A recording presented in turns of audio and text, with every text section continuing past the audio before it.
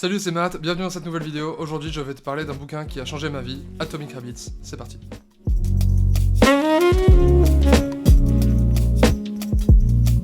Alors moi, quand j'ai commencé à lire ce livre, j'en avais déjà beaucoup entendu parler parce que Atomic Habits, c'est un livre qu'on voit beaucoup dans la sphère du développement personnel. Donc j'en avais déjà beaucoup entendu parler, mais bon, je me suis décidé à le lire pour pouvoir me faire mon propre opinion et force est d'admettre que c'est un bouquin qui est vraiment super. Donc en fait, le concept des habitudes atomiques, Atomic Habits. Donc en fait, ce qui est assez malin, c'est que atomique, c'est à la fois un atome, donc tout ce qui est tout petit, mais évidemment la bombe atomique aussi, qui fait des très gros résultats. Donc en gros, le concept d'une habitude atomique, ce serait une habitude qui prend très peu de place dans la vie de tous les jours, mais qui, au fur et à mesure du temps, a de très gros résultats, de très gros impacts sur votre vie. Voilà, donc pour ce qui est du titre, Atomic Habits, voilà, donc ce qui est marqué sur la couverture, pour moi, mon exemplaire est en anglais, petit changement, grand résultat, et en bas il y a marqué une méthode facile et prouvée pour construire de bonnes habitudes et détruire les mauvaises. Voilà un petit peu pour ce qui est du concept du livre. Donc moi c'est un bouquin que j'ai vraiment adoré, comme tu peux voir ça se voit que je l'ai lu, il a un peu fait la guerre, mais c'est un bouquin qui m'a vraiment beaucoup plu, rempli de méthodes, rempli de bonnes idées, et que j'applique au quotidien, donc sans plus attendre, passons à la partie résumé du livre, c'est parti.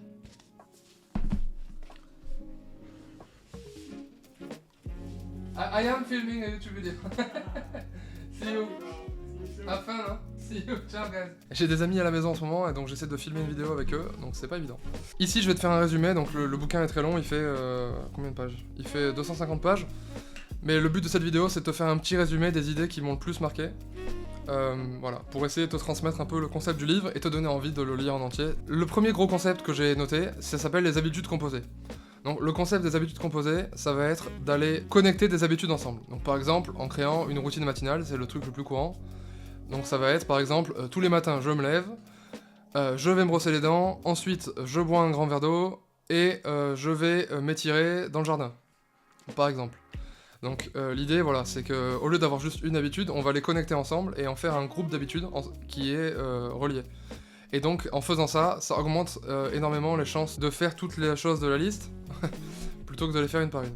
Et grâce aux habitudes composées, on peut aussi créer des systèmes de récompense. Par exemple, quand j'ai fini de faire mon sport, j'ai le droit de regarder un épisode de ma série dans le canapé. Donc du coup, on va aller créer comme ça un système où il y a la séance de sport et ensuite la petite récompense qui est le fait de regarder un épisode de la série. Et on crée comme ça des circuits de récompense qui sont extrêmement bons pour le cerveau, parce que forcément, plutôt que de voir juste une chose qu'on a à faire comme une sorte de tâche à faire, on va penser à la récompense qu'il y a après, et donc ça nous augmente notre motivation pour pouvoir faire la chose. Et donc ce qui est super avec les habitudes composées, c'est que, en fait, ça va être des petites choses que tu vas faire tous les jours, mais évidemment, l'idée c'est que sur le long terme, au bout de 1 an, 2 ans, 3 ans, ça peut complètement changer ta vie, ta santé, être en meilleure santé, être plus intelligent, apprendre de nouvelles choses. Par exemple, si tu te dis, voilà, tous les matins je vais passer un quart d'heure à apprendre l'anglais, même si un quart d'heure c'est vraiment pas beaucoup, si tu le fais vraiment tous les jours et que tu t'y tiens, au bout d'1 an, de 2 ans, tu auras progressé en anglais, c'est obligé.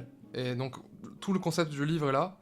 Les petites choses du quotidien, les petites décisions qui font de grands résultats sur le long terme. Bon, ensuite, un des autres principes fondamentaux du livre, ça s'appelle l'importance de l'environnement. Donc, comme son nom l'indique, l'auteur nous explique, donc James Clear, je l'ai pas cité, l'auteur James Clear nous explique que nous sommes le résultat de notre environnement. Et que c'est très important de faire attention à son environnement, pour pouvoir atteindre les objectifs. Par exemple, si ton objectif c'est d'être concentré sur ton travail quand t'es chez toi, c'est important d'avoir une pièce dans laquelle tu vas être en silence, en paix, c'est bien rangé, il y a une bonne connexion internet, voilà, tout ce qui fait partie de l'environnement et qui va te permettre d'atteindre ton objectif. Par exemple, si ton objectif, comme ça l'a été pour moi, c'est de perdre du poids, c'est très important que chez toi il y ait de la nourriture saine. Si tu essayes de perdre du poids en étant entouré de sucreries et de nuggets, ça va être beaucoup plus compliqué. Principe très important, il faut être capable de modifier ton environnement pour qu'il puisse faciliter la mise en place des bonnes habitudes et limiter la mise en place des mauvaises habitudes. Par exemple, si ton but c'est de boire plus souvent de l'eau, essaie d'avoir toujours de l'eau au frais, d'avoir des bouteilles d'eau qui traînent un peu partout chez toi, et ce sera beaucoup plus facile de boire plus d'eau. Et à l'inverse, si par exemple tu essayes de passer moins de temps sur ton téléphone et que tu considères que c'est une mauvaise habitude de passer trop de temps sur ton téléphone, c'est à toi d'aller modifier ton environnement pour passer moins de temps sur ton téléphone. Par exemple, en te disant que dans ta chambre où tu dors, tu prends pas ton téléphone, tu le mets en charge dans le salon par exemple. Et du coup, si t'es en chargeur dans le salon, avant d'aller te coucher, tu vas le charger dans le salon et tu iras te coucher et tu n'auras pas ton téléphone dans le lit. Ce genre de choses. Ensuite, troisième principe fondamental du livre, la règle des 1%. Donc la règle des 1%, c'est tout un concept. L'idée, ça va être d'aller améliorer tes habitudes de tous les jours par petits pas. L'auteur nous explique qu'il n'y a pas de petites améliorations. Que même si tu fais les choses 1% mieux tous les jours, au fur et à mesure du temps, les résultats seront énormes. Donc par exemple, si tu fais 1% de plus d'activité, que tu brûles 1% de plus de calories tous les jours, que tu passes 1% de temps en plus à faire du sport, ou 1% de temps en plus à travailler sur un projet qui est important pour toi, au fur et à mesure du temps, ça peut avoir de très gros résultats. Et il ne faut pas négliger les petites améliorations, les petits détails. Car la vie est longue, et avec les semaines et les mois qui passent, les pourcentages s'accumulent, et ça change beaucoup de choses. Il donne notamment l'exemple qui m'a marqué d'une équipe de cyclisme anglaise, si je me souviens bien, dans les années 80, qui n'avait jamais rien gagné, et qui pourtant avait l'impression de tout faire bien en termes d'entraînement des coureurs, de l'environnement, des vélos. Et un jour, ils ont eu un nouveau coach qui est venu dans l'équipe et qui en fait leur a dit: les gars, vous faites tout bien, mais par contre, on va aller venir chercher les petits détails. Donc il a commencé à s'intéresser à ce que mangeaient les coureurs, à essayer de relier ce qu'ils mangeaient avec leur performance, sur les vélos, à leur faire porter des nouvelles combinaisons qui sont quelques pourcentages plus légères. Voilà, il a été vraiment chercher dans les petits détails un peu partout.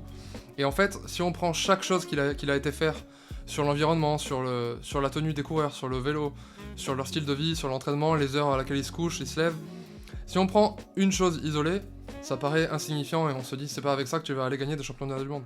Sauf qu'en fait, il a fait ça sur tout plein de choses.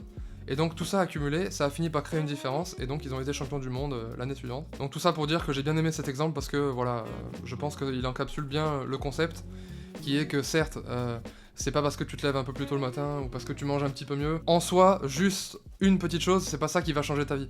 Mais ce qui va changer ta vie, ça va être l'accumulation de plusieurs petites choses combinées ensemble. Ensuite, dernier principe fondamental que j'ai souligné pour moi, ça s'appelle le pouvoir de l'identité. Si vous voulez changer de vie ou changer qui vous êtes, il va falloir se focaliser sur le fait de devenir une nouvelle personne, d'avoir une nouvelle identité. Donc par exemple, pour quelqu'un qui voudrait arrêter de fumer, l'idée ça va être de se dire, être un fumeur, c'est pas moi. Moi, je suis pas un fumeur.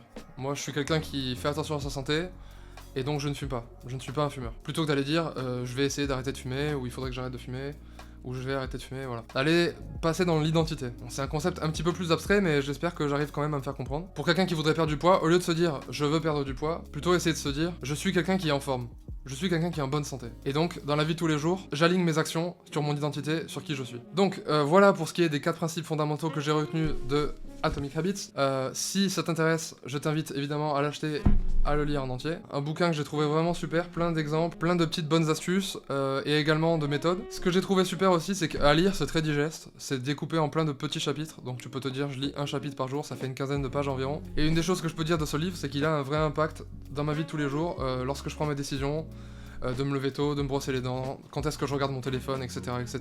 C'est un livre qui a vraiment eu un impact sur mes habitudes de tous les jours et qui m'a un peu aidé à devenir la personne que j'essaye de devenir. C'était important pour moi de faire une vidéo pour te partager ce livre qui, peut-être, aura le même impact sur toi qu'il a eu sur moi. Donc, la vidéo touche à sa fin, merci d'être resté jusque là. N'hésite pas à la partager, à l'aimer et à t'abonner à la chaîne. Moi je te dis bonne journée, bonne soirée, à la prochaine, c'était Matt, ciao.